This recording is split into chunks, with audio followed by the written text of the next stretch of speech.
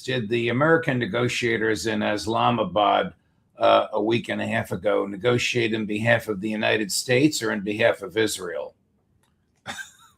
That's a loaded question, Judge. I think we have to say that there was no negotiation because ultimately we had the Iranians that showed up with a contingent of almost 70 people armed with all sorts of data, information, analyses because they fully expected a negotiation to occur. Instead, what they got was a team from the United States that presented Mr. Netanyahu's demands to them. And they can't accept those demands. And I think that's been made pretty clear. And while there was some discussion about the enriched uranium, ultimately the outcome was simply no, we cannot conform to your expectations. And our expectations are Mr. Netanyahu's expectations. So frankly, I think the answer is pretty clear. We negotiated on behalf of Israel.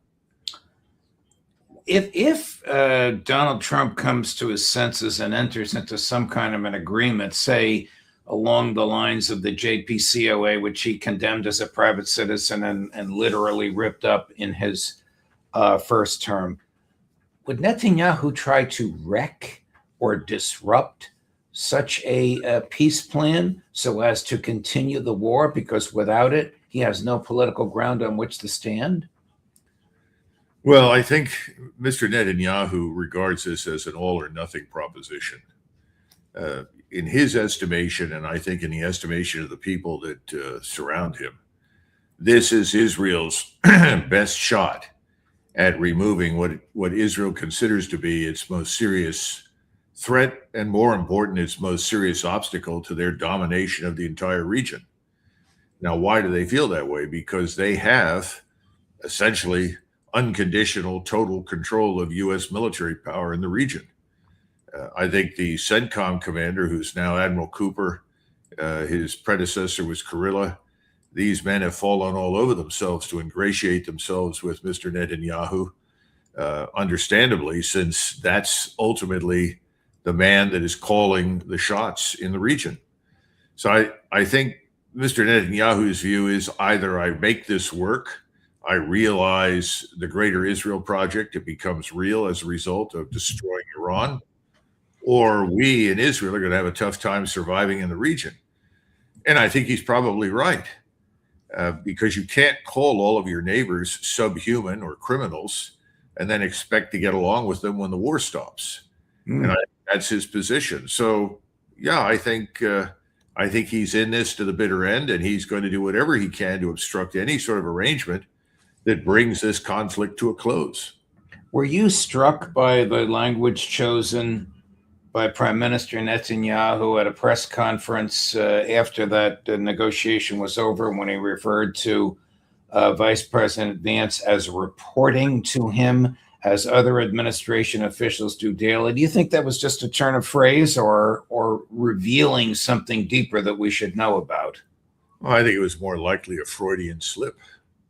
Because remember, he went on to elaborate and say, well, I hear from everyone in the government in Washington on a routine basis, practically every day. They all report. I think he's telling you the truth. And, you know, when he tells you the truth, you should pay attention because we don't hear the truth that often from him. So on this particular occasion, I think he very definitely is telling you what's real. Before the war began, most Americans probably had ever heard of the Strait of Hormuz. It was functioning properly and commercially. Now, of course, it is the center of the conflagration here. How could Pentagon planners not have foreseen what would become of the Strait of Hormuz, how Iran would use it as a chokehold to resist American aggression? Well, Judge, I don't know that they didn't realize that. You know, I've got to go back 20 years, but if I go back 20 years, I can identify lots of plans connected with potential operations against Iran. And all of those plans were written with an understanding that, first of all, if you were going to try and employ ground troops, you were probably on your way to the loony bin, because the various routes of entry and points of invasion and so forth were troubled with mountain passes and lots of choke points, about 300 different points in time and space with bridges and so forth, that you had to give up on the notion of going into the country very far unless your only objective was to occupy Khuzestan, which was ultimately what Saddam Hussein tried to do. Those are the oil fields.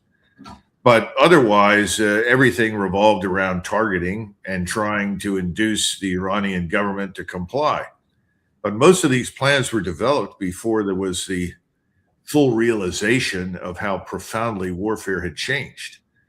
And I don't think a lot of people in the Pentagon or the Department of Defense and the planners at the top were completely aware of how lethal the connection would be between space-based surveillance and the persistence surveillance that results, and the instantaneous communication of targeting information to hundreds of different strike systems, manned and unmanned, all kinds of missiles, and the pinpoint accuracy with which they would be launched. I just don't think people realize that they should have figured it out by watching what emerged in eastern Ukraine when General Surovikin established the initial defense against which our forces, the NATO forces that had been trained by us in Ukraine, tried to attack and failed miserably, but they didn't do it. So I think, in fairness, that particular item was not fully appreciated. I think they still thought, well, we have bases in the region, bases in the Persian Gulf. We're close enough, we can amass enough firepower that we can enter and leave without too much interference. I don't think they understood the implications of the military development inside Iran. So you could say we grossly underestimated them, but I think we missed this paradigm shift in warfare. You have often expressed admiration for the professionalism of some IDF officers with whom you interacted. But how could, again, Pentagon planners have brought themselves to accept this Mossad and Netanyahu offered plan that bombs alone and missiles alone would result in regime change? Yesterday, we interviewed Joe Kent. You know who he is. He told us everybody in the government, the American government, knows the Israelis exaggerate and are full of themselves. Well, this is true. And I'm not necessarily saying that about all of the senior officers that I met, because large numbers of them were very balanced people. I also happen to know that many of them were removed and replaced by others. And I think we have to understand that since the ground force option was off the table from the very beginning, at least insofar as invading Iran is concerned, that all of the strategic and operational planning from that point forward was done by the air power community. And that, by that, I mean Air Force officers and naval officers. Very little attention was paid to the use of ground forces anywhere, but potentially within the framework of the Persian Gulf. So I don't think it's entirely surprising, because the air power community takes it as an act of faith that if they're allowed to attack with aircraft and missiles long enough, they can win any war that you want them to fight. They really, truly believe that. And they'll point to anything, whether it was successful or not, and try to claim credit for having won the war, surely with the use of air power. So I don't think that's the issue. I think the larger issue is back to what you said. They didn't really understand what they were up against, that the enemy they thought they were going to fight turned out to be very different. Right. And that's essentially what happened to us, I would argue, in many places, including Vietnam. You know what, if you read the intelligence reports and the assessments of the Germans before we landed in Normandy, we depicted the German army as on its last legs. We expected to get much further, much faster than we did. And as a result, when we went to Okinawa, we used far more forces than we did at Normandy, because we recognized that we'd underestimated it. So, you know, I wish I could give you a better answer, but I think we just miscalculated and underestimated. I guess it's very telling that when let me just say, we are friends as well as professional collaborators. I owe you a nice meal at your favorite Italian restaurant. Let's put it that way, with Mrs. Macgregor. Well, we'll do that at some point, no question about it. All right. What would Netanyahu say if a reporter asked him at a press conference, how many nuclear weapons does Israel have? I think he'd probably say that's not for discussion, and he might not even acknowledge that they have any. That's been the policy now for years and years and years. But we know they've got at least 300 weapons. When I asked Joe Kent yesterday, he laughed and he said, everybody in the national security part of the federal government of the United States of America can tell you how many nuclear warheads the Israelis have. But we're not allowed to say it in public, Judge. Yeah. Well, look, this is a unique set of circumstances. We're dealing with a state that has leverage over everybody in Washington as a result of having systematically invested in control of our government. And they now have large numbers of people all across our government who are absolutely loyal to Israel first. And by the way, they're by no means all Jewish. So I can't be surprised by any of this. You know, you're familiar with the legal record, and you know that in 1965 there was a Supreme Court case that found it in favor of dual citizenship. Yeah. And that, I think, was a catastrophe for us. I've always been a strong believer that if you are a dual citizen, you should not hold elected office or appointment in any federal position. That's just my attitude. I think you can only be loyal to one state at a time. Well, it makes sense, Colonel. And unfortunately, I don't know who they all are. I think Congressman Randy Fine is probably a dual citizen. John Bolton, the president's national security advisor, now a defendant in a criminal case, a dual citizen. They're probably a lot more than we know. One of the members of the House of Representatives fought for the IDF. The poor guy lost his legs below his knees. He sometimes shows up on the floor of the House with shorts on so you can see the artificial legs that he has. I'm sure he's a dual citizen. Brian Mast. M-A-S-T, I believe, is the congressman's name. It's a terrible, terrible state of affairs. I mean, we talk about nukes and Iran is dangerous and why should they have a nuclear weapon? What about North Korea? He's a madman and he has nuclear weapons. Well, you're preaching to the choir, and many of us sort of shake our head in disbelief that we've gone along with this for as long as we have. Perhaps this event will change things, because right now, president has no easy way out of the position he's in right now. He's talked himself into a corner. He's made bold, rash statements reminiscent of people like Lyndon Johnson during the Vietnam War that make his retreat from these policy positions virtually impossible. And so what is he going to do? He can do one of two things, frankly. He can escalate. And I still think that's his inclination, because that's his nature. You know that. He's right. Roy Cohn's loyal pupil. So I think he's predisposed to escalate. And I think we're waiting for additional forces to be in position before we do anything. And I suspect that by Saturday, those forces should be on station. So that's the first thing. Second thing is he can keep up this blockade, but the blockade is not perfect. Ships have slipped through, I'm told. It also is very expensive. There's no guarantee that it'll make any difference. Remember that when we blockaded Cuba, we called it a quarantine to avoid trouble with the legal language, but we used 180 surface vessels. The blockade actually reached all the way out into the North Atlantic. And we did this in effectively our home waters, which meant that we could fly from bases in the United States and we could sustain all the ships at sea very easily. We're not in that position over in the Indian Ocean or in the Mediterranean anymore. What are we going to stop? Are you going to put ships in the Caspian Sea? I don't think so. Can you stop rail lines and pipelines that Iran has access from operating? It's tough. It's not easy. I think at some point someone's going to wake up and say, we can't effectively blockade this place. And then the third consideration, I think this is more relevant now than ever, Judge. About 50% of the fertilizer in the world that is utilized by the global south comes out of the Persian Gulf. And right now in India, for instance, the cost of fertilizer has more than doubled. Now, there are two things that keep our civilization operating. One is cheap energy. We're losing that very, very rapidly. Our prices here at home are going to rise. They're rising all over the world. It's really catastrophic in places like Europe. It's very hard on our friends in Japan and Korea, all of Southeast Asia, Thailand, Vietnam, Malaysia. So cheap energy is no longer cheap. That's disastrous for us. The second thing you get with cheap energy is cheap credit. That is drying up. And when you look at the world today and the countries that are in a position to provide cheap credit, there's only one, and that's China.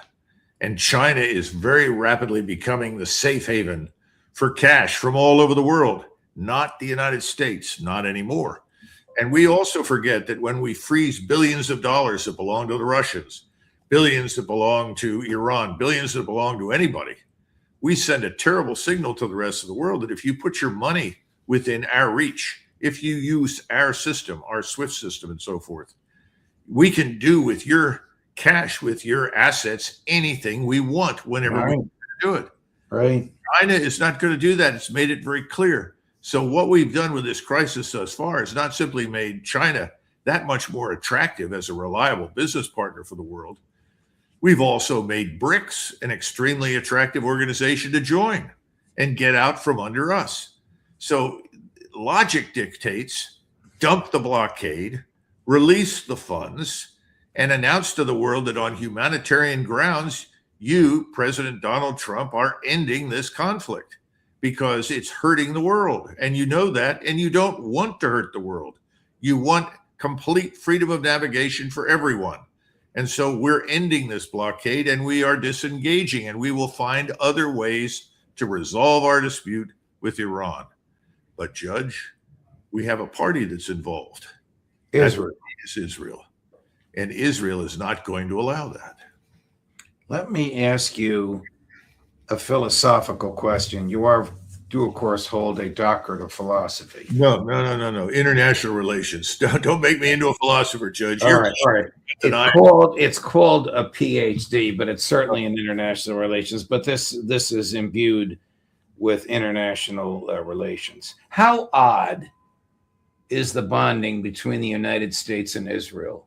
Israel is a messianic, eschatological, interested in the end of times, apartheid nation.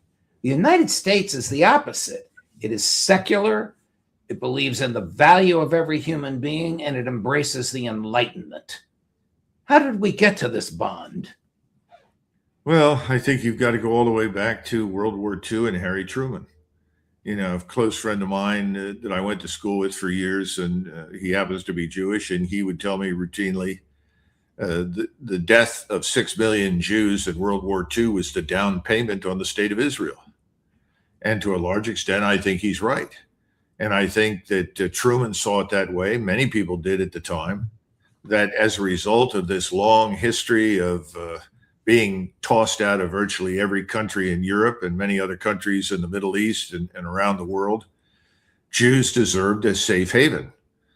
I don't think anybody at the time, including Harry Truman, thought that the safe haven would be turned into a platform for the projection of military power against all of its neighbors. And so people like me and a lot of other Americans thought that whatever we could do to help Israel defend itself and preserve the state of Israel was virtuous. I don't think we thought in terms of Israel expanding at the expense of its neighbors, conquering its neighbors, dominating the Middle East, or anything else. But that's where we've ended up. How inappropriate is it? I mean, I don't know if these reports are true or not. They come from credible sources that President Trump asked General Kane to explain how the nuclear codes work.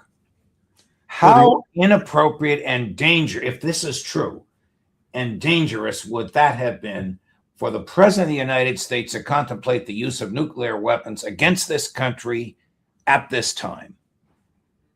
Well, the only source for any of this that I'm aware of is Larry Johnson, and he has some pretty good access. Yes. So I don't doubt Larry. The only thing that I would say is as follows, that presidents do have every right to involve themselves in the whole nuclear business. In fact, one of the complaints that several chairman of the Joint Chiefs of Staff have made over many, many years is the lack of interest that too many presidents have shown in the whole business. Now, I don't know precisely what President Trump said. I don't know what his words were. I sincerely hope that he was not contemplating the use of a nuclear weapon in this particular setting, or for that matter, in my judgment, in any setting. But having said that, we need to keep a couple of things in mind. The chairman of the Joint Chiefs is the senior military advisor to the President of the United States. He commands nothing. Nothing. He has no command authority. The man with all the command authority is Pete Hegseth, the Secretary of War. And once you move beyond Pete Hegseth and you go out to the combatant commanders and the functional commanders, that's where you have command authority. So you have people out in the field or around the world and inside the United States who do have command authority. They report directly to the Secretary of Defense or the President. The chairman of the Joint Chiefs has none of that. The chairman, however, is obligated to advise the president. And that means that if he thinks this is a dumb idea or a bad idea, he's obligated to say that. And we don't know what the content of the conversation was. It may well be that the chairman told the president, Mr. President, we've come as far as we can go with what we have. We can probably do more damage, but that damage may not produce the result that you want. And then perhaps President Trump made some flippant remark about nuclear weapons. You know, Donald Trump makes flippant remarks. We don't know. And I'm quite sure that the chairman responds, said that has no relevance, no bearing here. We shouldn't even consider it, which is what I would say. So I'm hoping that that's what occurred. But, you know, there's something else that people need to get through their heads. I listen every day to somebody who's saying, well, look at the Secretary of War. He's fired somebody else, and the president wants to get rid of this person. We fired, really relieved is the correct terminology, dozens and dozens and dozens of general officers and admirals during both World War I and World War II. Not so many admirals in the First War, but certainly during the Second. You relieve more senior officers in wartime than at any other point in their careers. And it makes sense. And sometimes the relief is not because they're incompetent, it's because they haven't been successful. And sometimes they're not successful for reasons that they don't have much control over.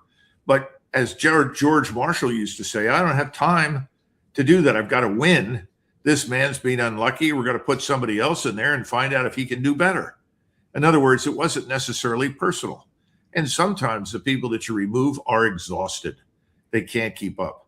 I just want to make that point clear because there seems to be this attempt in Washington in partisan politics to demonize anyone in the chain of command, the president, Secretary of Defense, or anyone else, senior officers who relieve people. That's their job. It's called a supervisory authority over the military, civilian control of the military. That's what's supposed to happen. Now, you could quibble over the reasons.